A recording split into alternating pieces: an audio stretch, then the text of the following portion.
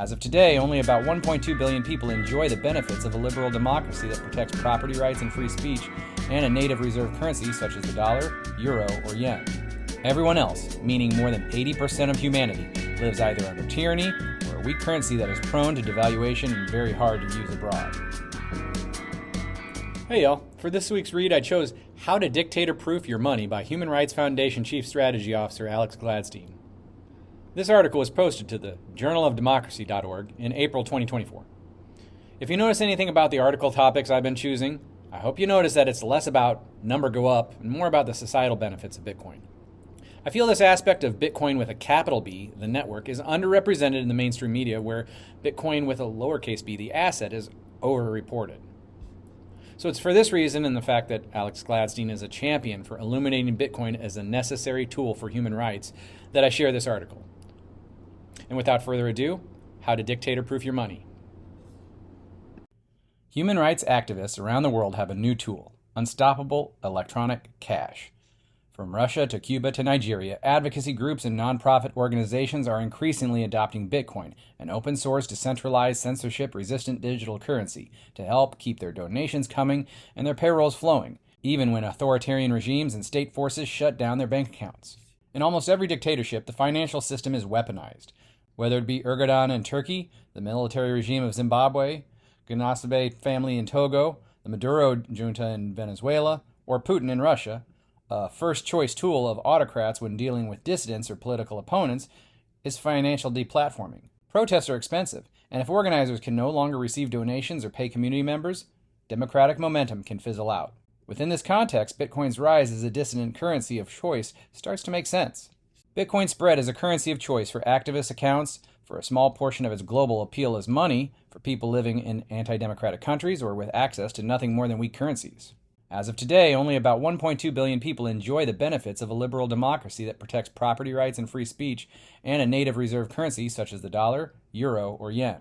Everyone else, meaning more than 80% of humanity, lives either under tyranny or a weak currency that is prone to devaluation and very hard to use abroad.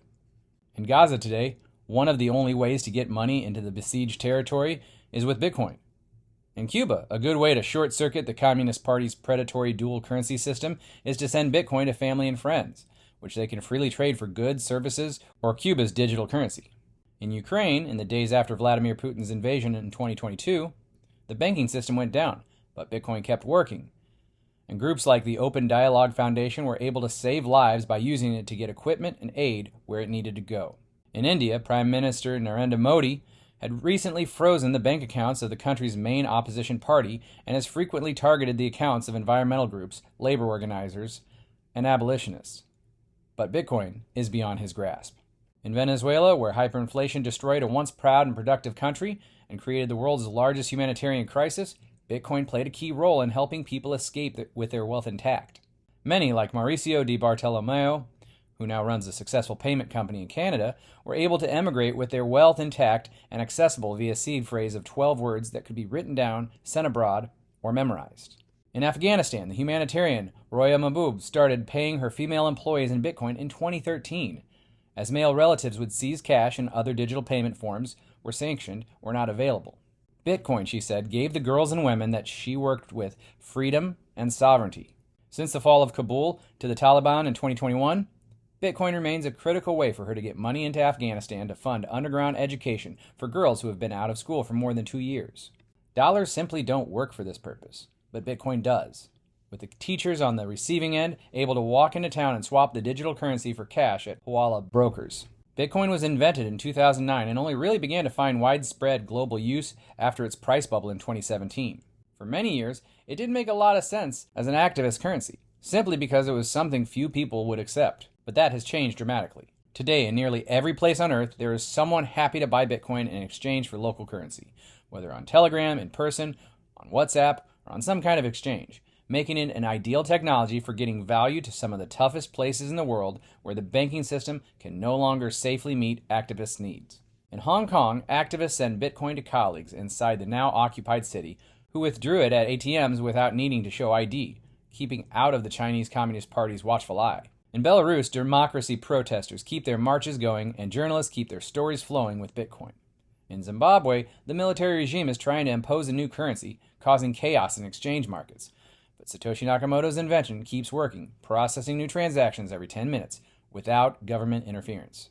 Perhaps the most surprising case was revealed at the 2022 Bitcoin conference in Miami by North Korean human rights advocate Yeonmi Park.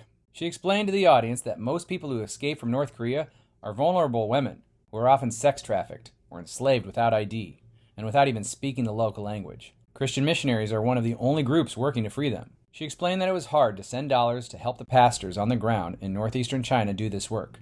But with Bitcoin, it was much easier. If Bitcoin can work on the North Korean border, or in Gaza, or in the Democratic Republic of the Congo, then it can work just about anywhere.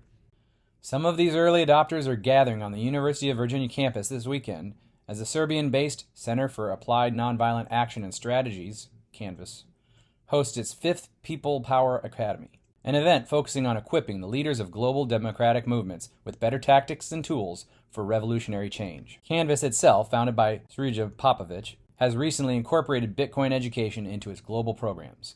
The Freedom Academy, a project of the World Liberty Congress founded by Gary Kasparov, Masih Alinejad, and Leopoldo Lopez, in its 2nd year of Bitcoin education, having hosted trainings and events to help community members in Africa, Europe, and Latin America use this tool to overcome authoritarian controls and surveillance. They will be in attendance, as will Anna Chekovich, the financial director of the Alexei Navalny-founded Anti-Corruption Foundation, which started using Bitcoin in 2016 as a reaction to the increasingly censorious and confiscatory Putin regime. Also present will be Felix Maradiaga, a Nicaraguan civil society leader who recently spoke at the National Press Club in Washington, D.C., about the Ortega regime's strategy of freezing the bank accounts of anyone it doesn't like, ranging from activists to the Catholic Church. The Human Rights Foundation, HRF, where I serve as Chief Strategy Officer, has run Bitcoin and human rights programming since 2017. Each year, we add more as we see governments around the world step up their attempts to fluster dissidents and opposition groups by cutting off their funding. HRF focuses on authoritarian regimes where their behavior is unfortunately commonplace. But the world arguably saw the first major practical use of Bitcoin in 2011 when Julian Assange posted a Bitcoin address on the WikiLeaks Twitter page in response to the US-led banking blockade of the whistleblower organization. 2 years later, HRF was contacted by activists on the front lines to protest against the Viktor Yanukovych regime in Ukraine. They asked us and our chairman, Gary Kasparov, if we could help them with a Bitcoin fundraiser. Their bank accounts were closed or shut off from the outside world. As they titled their Reddit post about the fundraiser, "Only Bitcoin Can Reach Them," to our surprise, the campaign was a success, and the protesters received the much-needed aid, despite the government's efforts to keep them isolated. Over the years, we keep seeing cases like this pop up, eventually prompting us to run regular programming, connecting Bitcoin developers and entrepreneurs with dissident leaders in authoritarian countries. In 2020, we launched the Bitcoin Development Fund to make grants to related open source software and educational projects in authoritarian regimes. Since then, we have made more than 100 grants across more than 40 countries, deploying more than $4 million US. The currency remains volatile day to day, prompting some activists to supplement Bitcoin use with stablecoins such as Tether that are pegged to the US dollar, but come with the downside of being centralized and freezable. Bitcoin transaction fees can be high, currently around $5 to $10 at the time of writing. So more and more Bitcoin apps are adding technology called the Lightning Network that can send Bitcoin transactions for pennies. Of course, true bad guys can also use Bitcoin, just as they can use encrypted messaging apps such as Signal, and it cannot discriminate and is money for anyone. The biggest obstacle remains education. Most activists still haven't heard about Bitcoin being a human rights tool, and it remains difficult for newcomers to sort through the vast sea of scams and Ponzi schemes in the cryptocurrency space to focus on Bitcoin. Given enough time, however, anyone can learn how to overcome these obstacles. If you are running a human rights group and your bank account hasn't yet been frozen, flagged, or compromised, it likely will sooner rather than later. The human rights defenders gathered at the People Power Academy in Charlottesville know that. The good news is there is a tool that they can use to keep their work going, even if dictators want them to stop. Hey y'all, if you're digging this content, please like and subscribe and consider sharing this episode with your friends and family.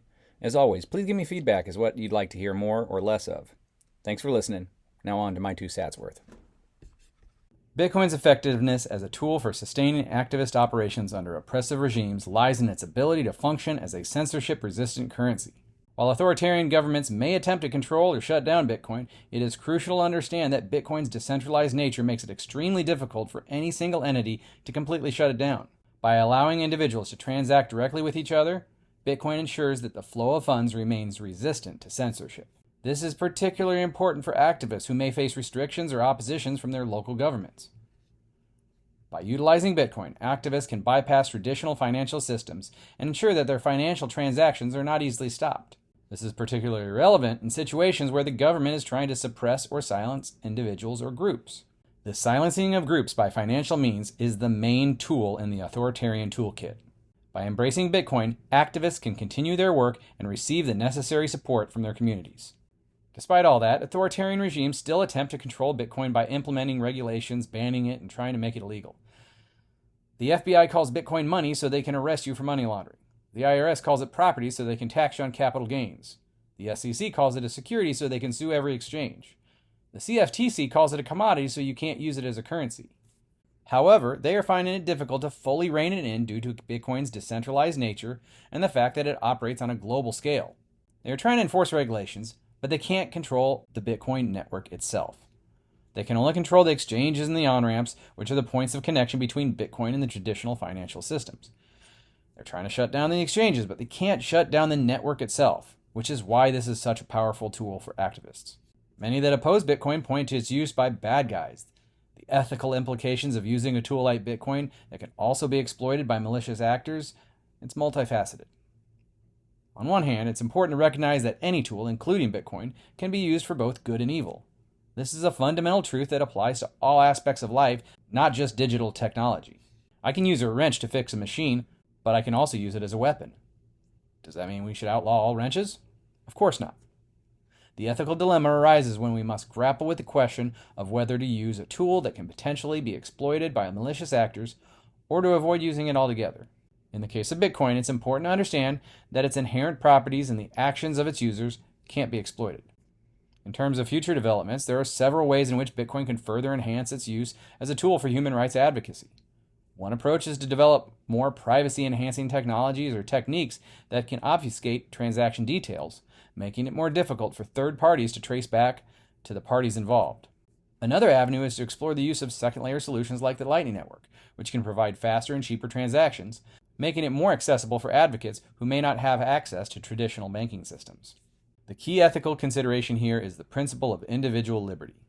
It's crucial to respect the rights and freedoms of individuals, even if their actions may be deemed illegal. Remember, legal doesn't mean moral. Just because one dictator decrees something legal or illegal doesn't directly define its morality. Any attempt to regulate or control the use of Bitcoin would be a violation of these fundamental rights. Instead, we should focus on promoting a society where individuals are free to make their own choices, even if those choices may be deemed illegal, provided they're not aggressing on someone else. Furthermore, we need to continue to provide those under excessive governmental controls the tools necessary to stand up for their individual rights. Ultimately, the answer lies in the principles of respect for individual rights and freedoms, while also recognizing the need for accountability and responsibility. If we choose to turn a blind eye to this, we continue to devolve into tyranny. Thank you, Alex Gladstein, for writing this article.